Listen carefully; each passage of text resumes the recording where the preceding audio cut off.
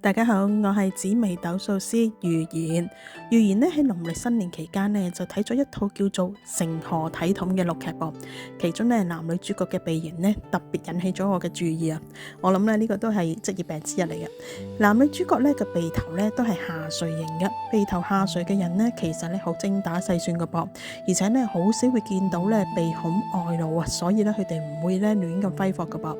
女主嘅鼻頭咧係有肉嘅。鼻頭有肉嘅人咧就唔會陰險奸詐噶。嗱，再細心留意一下咧，男主嘅鼻梁咧其實有輕微嘅結節噶。如果見到真人咧，就應該可以更加確實呢一點。對於另一半咧，疑心咧會有少少重壓，而且咧男主嘅鼻翼咧帶少少橫張啊，偏向咧就係偏財鼻啦，適合咧從事冒險性嘅工作噶噃。嗱，某程度上面咧，娛樂圈咧亦都屬於帶有冒險性嘅工作啦。但預言最後亦都要咧補充一句啊，相不單龍啊嚇，最後咧都係仲係要睇晒成個面相噶。局部嘅分析咧可以作為參考，但唔能夠咧當作完全準確噶。我係紫微斗數師預言，歡迎訂閱預言說命運，下次再傾啦，拜拜。